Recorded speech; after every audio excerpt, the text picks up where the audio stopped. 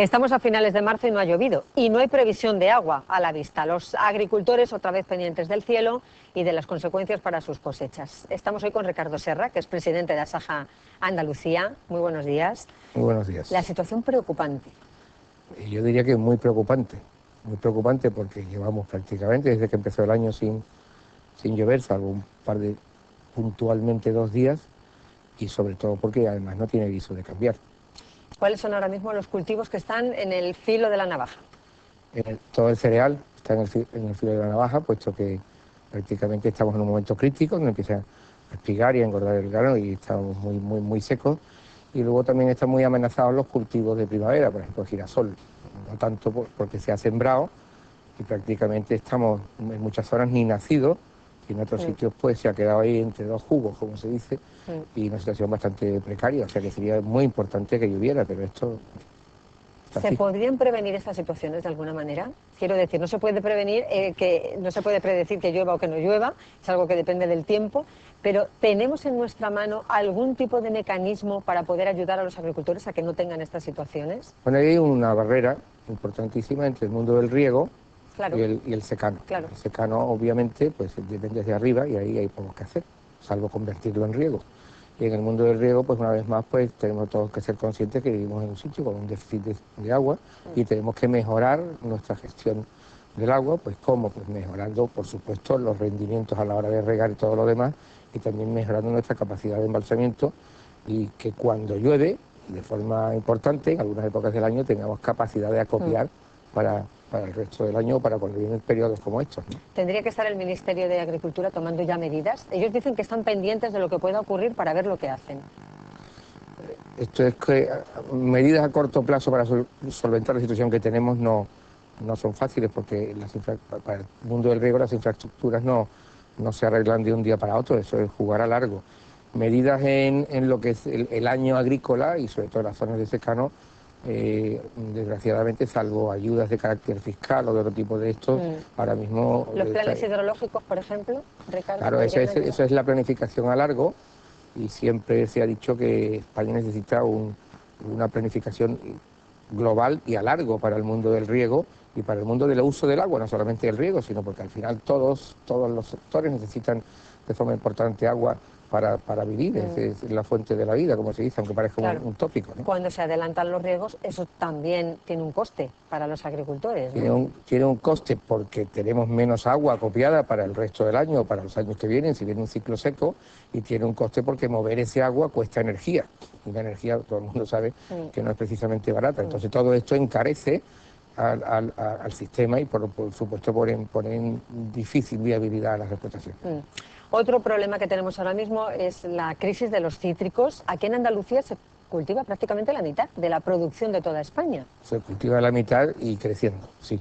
Y creciendo. ¿Y qué está pasando este año, Ricardo? Esto es un poco, como dicen ahora, la tormenta perfecta, porque salvo que haya habido una helada, casi todo lo demás que podía pasar para mal, ha pasado. Hemos tenido un retraso en la entrada en la maduración, porque hemos tenido un verano muy suave, no ha habido frío en toda Europa y eso desincentiva el consumo de cítricos, la gente toma cítricos cuando hace frío, una cosa que es cultural. Tuvimos un noviembre, ahora no nos acordamos, pero un noviembre muy lluvioso que dificultó la recolección en algunos momentos. Después vino la huelga de camioneros, dejó la frontera bastante tocada, y luego pues tenemos una gran producción este año, y luego pues están pues algunos, el sector tiene que mejorar su organización y su capacidad de negociar, o de lo que llaman ahora la cadena de valor, ¿no? Es llamativo que los precios en los lineales están siendo prácticamente los mismos que el año pasado, los precios en origen están muy por debajo de los costes. Y encima tenemos todavía mucha naranja en el campo pendiente de la recolección. Es verdad que está mejorando ahora la última parte de la campaña en cuanto a los precios y esto, pero obviamente tenemos un año francamente malo. Los agricultores de los cítricos se han reunido en Lora del Río, creo que han estado unos 300, intentando ver de qué manera se puede paliar la crisis que hay ahora mismo. ¿Han sacado alguna conclusión clara? Hombre, yo creo que lo único bueno que puede tener una crisis como la que tenemos es que nos obliga a todos a parar y a pensar qué tenemos que hacer para intentar que esto no ocurra. Y qué mecanismos tenemos para hacer funcionar esto mejor a futuro. Y obviamente también el sector tiene que hacer un análisis de cuáles son sus debilidades y por qué hemos llegado aquí. Y eso fue lo que se intentó hacer en Lora del Río, y la semana pasada estuvimos en Madrid también con este tema, y el día 2 nos ha vuelto a citar el Ministerio de Agricultura para tener una reunión con todo el sector a nivel nacional, y tenemos todos que ver qué estamos haciendo mal. Hay cosas que no dependen de nosotros, pero sí es verdad que el sector también tiene que mirar hacia adentro qué estamos haciendo mal para que esto vaya tan mal y qué tenemos que hacer para arreglarlo a futuro. Claro. Los olivareros también están viviendo su particular calvario, le están pidiendo al gobierno que interceda para frenar esa caída en el precio del aceite, al que tampoco encuentran explicación, porque han tenido una campaña estupenda. Hemos tenido una campaña estupenda, tenemos una gran producción, pero sin embargo no hay esa gran producción en el resto de los países grandes productores, Italia, Grecia, etc. Lo que debería favorecernos, ¿no? Claro, no debería de haber razones para que el precio bajara. Y es un poco el análisis que tenemos que seguir. Los precios en otras partes de Europa, concretamente en Italia, en Grecia, siguen estando altos. El precio en España está cayendo, tal vez por la presión vendedora, porque claro, la gente, el aceite tiene una gran ventaja, que es almacenable y almacena bien. Tenemos un aceite estupendo, de gran calidad, que podemos conservarlo, pero claro, también necesitamos hacer dinero, vender, porque la rueda sigue andando, y eso de alguna manera hace que haya presión para poner aceite en el mercado, y porque tenemos que hacer hueco para la campaña que viene, porque también todas estas cosas están actuando negativamente, y sin embargo no debería de haber ninguna razón para que el aceite bajara de precios en origen. ¿Qué puede haber detrás? ¿Una estrategia comercial? No, lo que hay también en parte, pues, yo creo que hay una parte que es una cuestión de carácter económico. O sea, muchas cooperativas necesitan vender para cobrar, para poder ir pagando a los agricultores que necesitan dinero, ¿no? Y luego pues también hay un efecto psicológico. Claro, si sigue esta sequía, que anunciaría de alguna manera una caída en la producción del año que viene, y desgraciadamente la sequía parece que lleva plazas de seguir, pues eso, aunque sea lamentable que tengamos la sequía, pero por otra parte animaría al sector a subir precios, porque las expectativas serían mejores. Pero bueno, ¿autorregular el mercado sería una solución? Sería una solución, y es de lo que se está hablando. Es decir, todos tenemos que, una vez más, como decía en el tema de los cítricos, sentarnos y decir qué podemos hacer para que esto funcione mejor.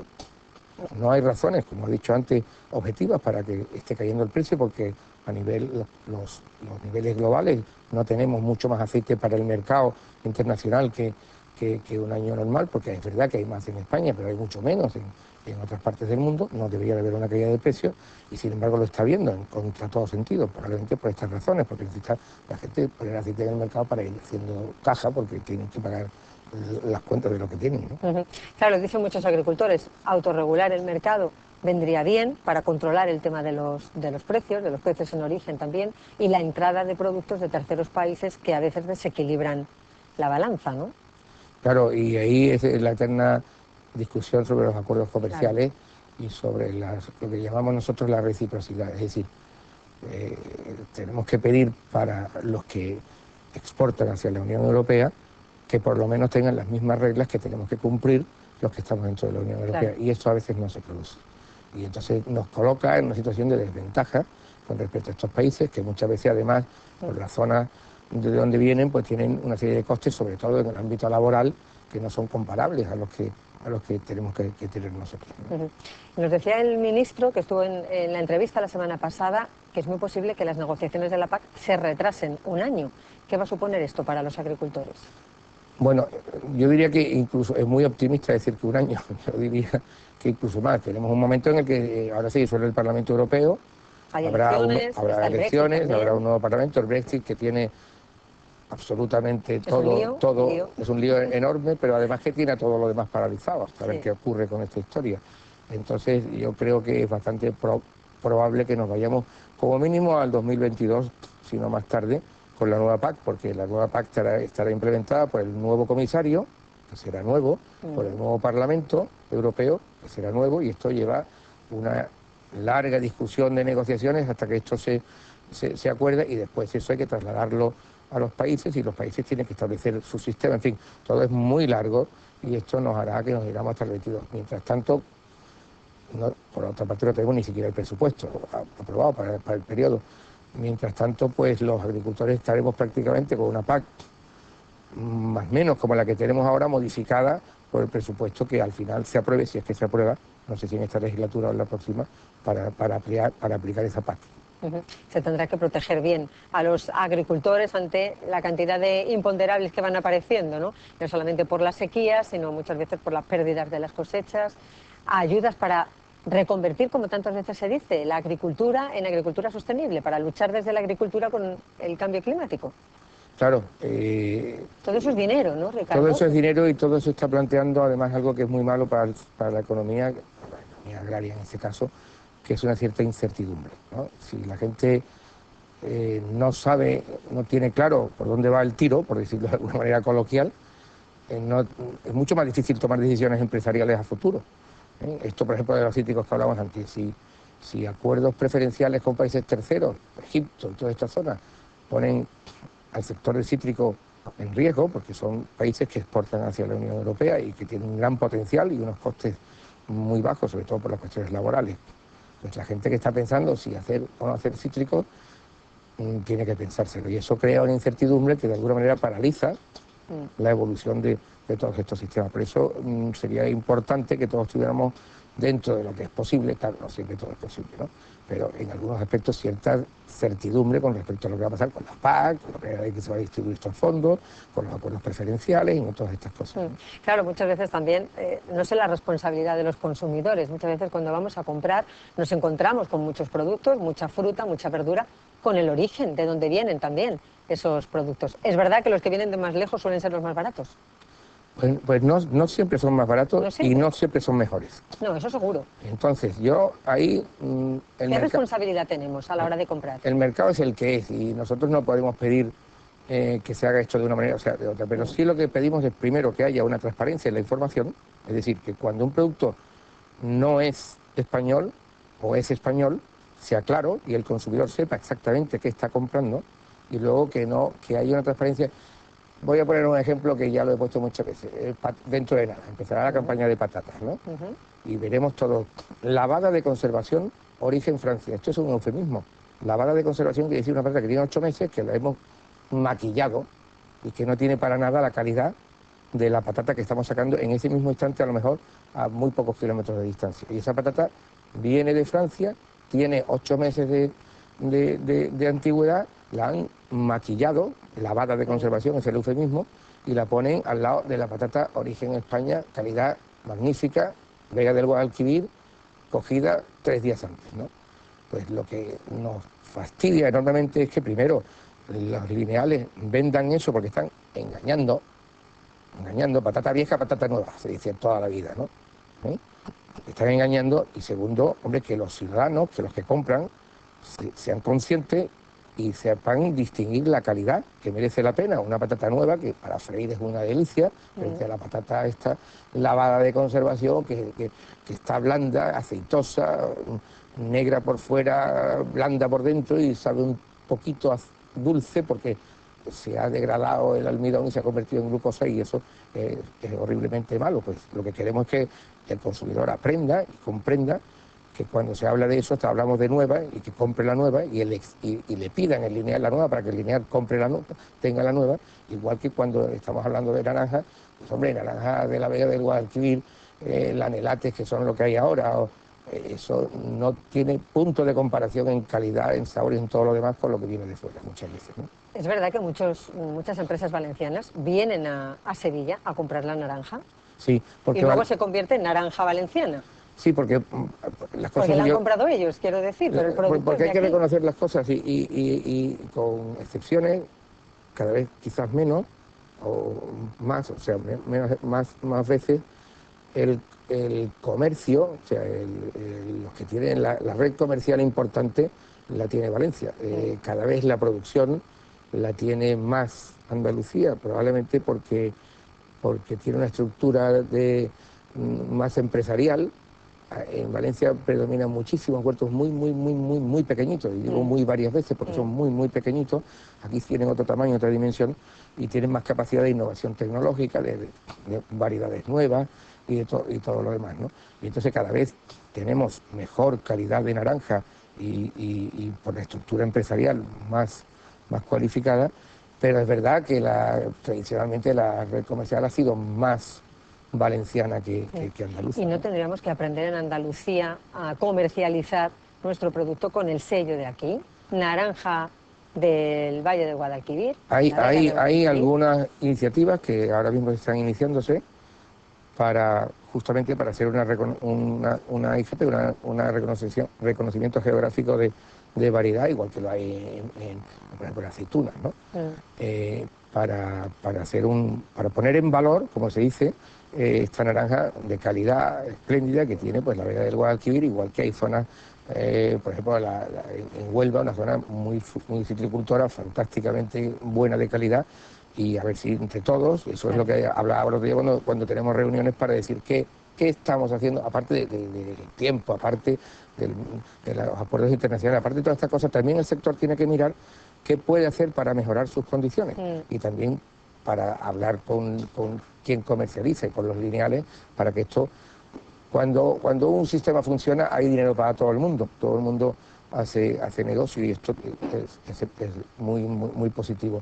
Cuando están los precios como están, al final hay unos que pierden más que otros, pero al final no dura en el tiempo. Si no tenemos calidad, si no tenemos precio, no podemos tener calidad, porque el año que viene tenemos que poner dinero para tener esa calidad, y si no tenemos calidad, al final los lineales tampoco tendrán calidad para vender a sus... Y hay que darle cariño a nuestros agricultores, que al final estamos hablando de empresas que se preocupan de lo más importante que tenemos, y es nuestra comida, que comemos 5 veces al día, es lo ideal. Y eso no va a variar, comer y hay que comer sano.